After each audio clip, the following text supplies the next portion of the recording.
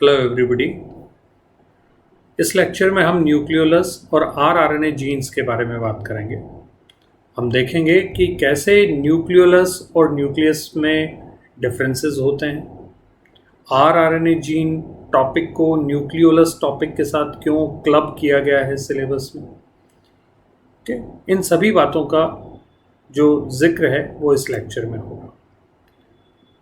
सबसे पहले हम न्यूक्लियस की स्ट्रक्चर देख रहे हैं, जिसके सेंटर में आपको न्यूक्लियोलस दिखाई दे रहा है, जो कि थोड़ा डार्क शेड में है।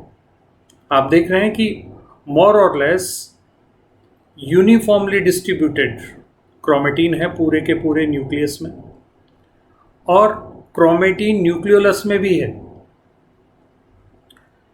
ये जो क्रोमेटिन है, ये क्रोमेटिन यू क्रोमेटिन की फॉर्म में हो सकता है, हेटेरोक्रोमेटिन की फॉर्म में हो सकता है, जैसा कि हमने पिछले लेक्चर में बात करी थी। हेटेरोक्रोमेटिन कहाँ कहाँ होगा? न्यूक्लियस की पेरीफेरी में, यानी न्यूक्लियर लेमिना के पास में। यहाँ पे कौन सा वाला हेटेरोक्रोमेटिन होगा? मोस्ट इंपॉर्टेंटली जो आपने देखा, टीलोमियर्स। और जो न्यूक्लियोलस है, इसके चारों तरफ भी हेटेरोक्रोमेटिन होगा। ज़्यादातर सेंट्रोमियर्स इस जगह पे देखने को आपको मिलते हैं। ठीक है, तो जो न्यूक्लियोलस है वो एक तरह की न्यूक्लियर बॉडी है, जैसे पीएमएल बॉडीज़ होती हैं, जैसे कैजल बॉडीज़ हैं, न्यूक्लियर स्पेकल्स हैं। तो ये सभी न्यूक्लियर बॉडीज़ हैं। इन न्यूक्लियर बॉडीज़ की जो ख़ास बात है वो ये है कि इन बॉडीज़ के चारों तरफ कोई मेम्ब्रेन नहीं होती। Without any membrane, they have been organized. Then how they have been organized and what are the features which integrate their structure, that is highly important. हम देखेंगे कि जितनी भी न्यूक्लियर बॉडीज़ होती हैं, उन सभी बॉडीज़ में प्रोटीन इंटरैक्शंस या प्रोटीन आरएनए इंटरैक्शंस की वजह से वो एक पर्टिकुलर शेप लिए हुए होती है। ये एक जेल लाइक स्ट्रक्चर है, आप कंसीडर कर सकते हो इसको, जो कि मोर और लेस सेमी सॉलिड सिचुएशन में होगा। डायनेमिक स्ट्रक्चर है क्योंकि इनके चारों तरफ कोई मेम्ब्रेन नहीं होता। तो इनमें और रेस्ट ऑफ न्यूक्लियस यानी न्यूक्लियोप्लाज्म में मटेरियल्स का एक्सचेंज बहुत आसानी से हो सकता है।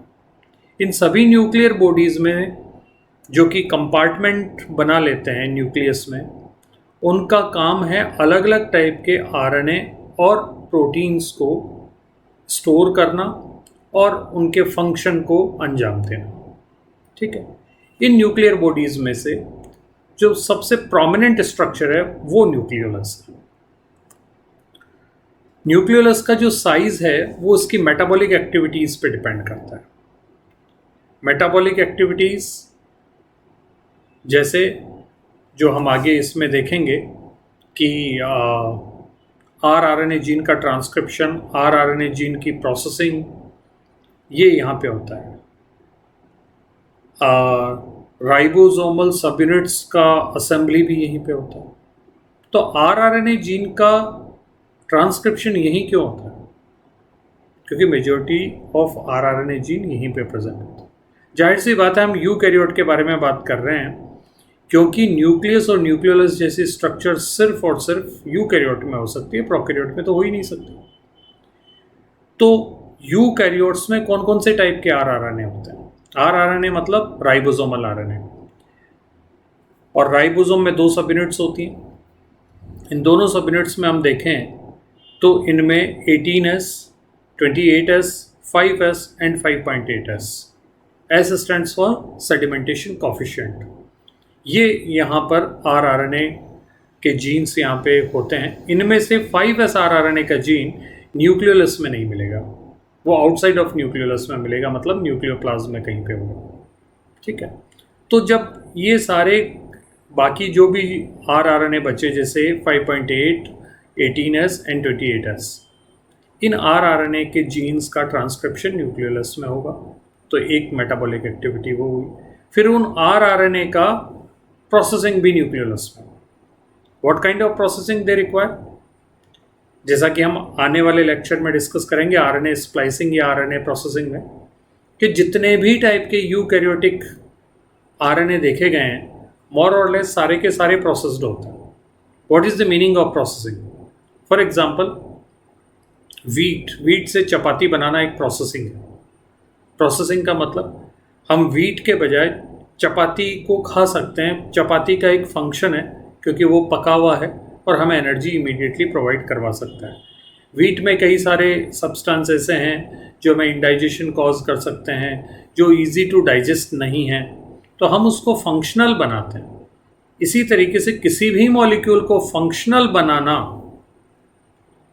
उसके लिए जो उसमें मॉडिफिकेशंस और चेंजेस की ज़रूरत होती है उनको हम कलेक्टिवली बोलते हैं प्रोसेसिंग इवेंट्स। ओके, तो मेटाबॉलिक एक्टिविटीज़ की वजह से न्यूक्लियोलस का जो शेप है, जो साइज़ है, वो चेंज हो सकता है। अगर न्यूक्लियोलाई लार्ज साइज में हो रहे हैं तो जाहिर सी बात है कि वो जो सेल्स हैं वो मेटाबॉलिकली ज़्यादा एक्टिव है। क्यों ज़्यादा एक्टिव है? क्योंकि वो सेल्स प्रोटीन सिंथेसिस में एंगेज्ड है। प्रोटीन सिंथेसिस में एंगेज होने के लिए उनको क्या चाहिए? नंबर ऑफ राइबोसोम बहुत ज़्यादा चाहिए। और राइबोसोम की असेंबली कहाँ होती है? राइबोसोमल सब यूनिट्स की वजह से राइबोसोम की असेंबली होगी। और राइबोसोमल सब यूनिट्स कहाँ बनेंगी? न्यूक्लियोलस में। तो इस तरीके से अगर मेटाबॉलिकली एक्टिव सेल है जो प्रोटीन सिंथेसिस ज़्यादा कर रही है, तो जाहिर सी बात है उसमें न्यूक्लियोलाई भी बहुत ज़्यादा फंक्शन करते हैं। न्यूक्लियोलाई न्यूक्लियस का प्लूरल है, न्यूक्लियोलस का प्लूरल है। यूजुअली सेल में 2 से 4 न्यूक्लियोलस होते हैं। तो ये तो रही साइज की बात। अब मॉर्फोलॉजिकली अगर हम इनमें देखें तो न्यूक्लियोलस में 3 बेसिक रीजन्स हो सकते हैं। पहला, फाइब्रिलर सेंटर, जिसमें फाइब्रिल्स आपको देखने को मिलते हैं, जहाँ पर आरआरएनए जीन्स होते हैं और वो आरआरएनए बना रहे होते हैं। ठीक है, यानी उनका ट्रांसक्रिप्शन हो रहा होता है। दूसरा है डेंस फाइब्रिलर कंपोनेंट। ये वो एरिया है न्यूक्लियोलस का जहाँ पर प्री आरआरएनए की प्रोसेसिंग होके वो प्रोसेस्ड या फंक्शनल आरआरएनए में तब्दील होगा। और तीसरा हिस्सा है ग्रेन्युलर कंपार्टमेंट, जिसमें ग्रेन्यूल्स लाइक अपीयरेंस होती है, मतलब वहाँ पे राइबोसोमल सब यूनिट का असेंबली होता है। ओके, तो हमने इनडायरेक्टली पहले भी देख लिया, लेकिन हम वापस इन सारी चीज़ों पे गौर फरमाते हैं कि न्यूक्लियोलस के फंक्शंस क्या क्या हैं। तो पहला फंक्शन हो गया आरआरएनए सिंथेसिस और the transcription. Second one is their processing and third one is assembly of ribosomal subunit. तो राइबोसोमल सब यूनिट की असेंबली के लिए हमें आरआरएनए, प्रोसेस्ड आरआरएनए तो चाहिए ही चाहिए, साथ में हमें राइबोसोमल प्रोटीन्स भी चाहिए। ठीक है, तो वो राइबोसोमल प्रोटीन्स यहाँ पे आएंगी। जाहिर सी बात है राइबोसोमल प्रोटीन कहाँ बनेगी? साइटोप्लाज्म में बनेगी। और साइटोप्लाज्म से बनकर साइटोप्लाज्म में राइबोसोम पे बनेंगी और वहाँ से उसको वापस न्यूक्लियस में लाया जाएगा और न्यूक्लियोलस में ले जाकर आरआरएनए के साथ में वो राइबोसोमल सब यूनिट बनाएंगी। और लास्ट इनका फंक्शन है assembly, maturation and storage of component of pre mRNA splicing machine. जैसा कि आने वाले लेक्चर में हम देखेंगे, आरएनए स्प्लाइसिंग के लिए स्प्लाइसियोसोम की ज़रूरत होती है और स्प्लाइसियोसोम की जो असेंबली है और जो उसका स्टोरेज है वो न्यूक्लियोलस में ही होता है या कुछ दूसरी न्यूक्लियर बॉडीज़ में भी होता है। ओके, अब हम बात करते हैं आरआरएनए के जीन्स के बारे में। जैसा कि हम देख चुके हैं, यूकैरियोटिक राइबोसोम में 4 टाइप के होते हैं rRNA, 5S, 5.8, 18S and 28S। ये सभी जो जीन्स होते हैं वो मल्टीपल कॉपीज़ में प्रेजेंट होते हैं। इनमें से 5S को छोड़ दिया जाए तो बाकी सारे के सारे टेंडम क्लस्टर्स में प्रेजेंट रहते हैं, मतलब लगातार वो क्लस्टर में उनके मल्टीपल जीन्स होते हैं। और जैसे ये सारे जीन्स ह्यूमन जीनोम में अगर हम नोटिस करें तो ये क्रोमोसोम नंबर 13, 14, 15, 21 और 22 इन सब में ऑर्गेनाइज होते हैं। तो इन सभी क्रोमोसोम का वो हिस्सा जिसमें आरआरएनए के जीन्स प्रेजेंट हैं वो आपस में मोर और लेस क्लब होकर न्यूक्लियोलस के अंदर रहते हैं। इसलिए उसको न्यूक्लियोलर ऑर्गेनाइजिंग रीजन भी बोला जाता है। ओके, आरआरएनए की सिंथेसिस में एक इम्पॉर्टेंट पॉइंट ये भी है कि जो न्यूक्लियोलस में जीन्स होते हैं लाइक 5.8, 18 एंड 18S आरआरएनए, इन सभी जीन्स का क्योंकि ये बहुत पास पास होते हैं तो सिंगल प्रमोटर से इन तीनों आरआरएनए का ट्रांसक्रिप्शन होगा सिंगल प्रिकर्सर आरआरएनए के फॉर्म में, जिसका साइज होगा 45S। और ये ट्रांसक्रिप्शन कौन सा आरएनए पॉलीमरेज करेगा? RNA polymerase first. फिर इस 45S प्री आरआरएनए यानी प्रिकर्सर आरआरएनए का प्रोसेसिंग जब होगा तो इससे 18S आरआरएनए, 5.8 और 28S आरआरएनए बनेंगे। 18S आरआरएनए किसका हिस्सा बनता है? स्मॉलर राइबोसोमल सबयूनिट यानी यूकैरियोट्स में 40S राइबोसोमल सबयूनिट का पार्ट है, वो इंटीग्रल पार्ट है, स्ट्रक्चरल कंपोनेंट है। इसी तरीके से 5.8 और 28S आरआरएनए जो हैं वो लार्जर यानी 60S राइबोसोमल सबयूनिट के पार्ट है। इनमें से एक 5S आरआरएनए ऐसा होता है जो कहाँ ट्रांसक्राइब नहीं होगा? न्यूक्लियोलस में नहीं होगा, न्यूक्लियोप्लाज्म में होगा। What is the nucleoplasm? Nucleus minus nucleolus और the nuclear bodies equals to nucleoplasm. तो 5S आरआरएनए भी किसका हिस्सा है? लार्जर राइबोसोमल सबयूनिट का हिस्सा है, लेकिन इसका ट्रांसक्रिप्शन न्यूक्लियोलस के बाहर होगा, यानी न्यूक्लियस में होगा लेकिन न्यूक्लियोलस से बाहर होगा। और इसका ट्रांसक्रिप्शन करवाने के लिए रिस्पॉन्सिबल आरएनए पॉलीमरेज कौन सा है? RNA polymerase third. ओके, तो ये एक छोटा सा पॉइंट हमें ध्यान रखने की ज़रूरत है। फिर प्रोसेसिंग इवेंट में अगर हम देखें तो तकरीबन न्यूक्लियोलाई में 300 प्लस प्रोटीन्स को देखा गया है और तकरीबन 200 स्मॉल न्यूक्लियोलर आरएनए को भी देखा गया है, एसएनओ आरएनए को भी देखा गया है।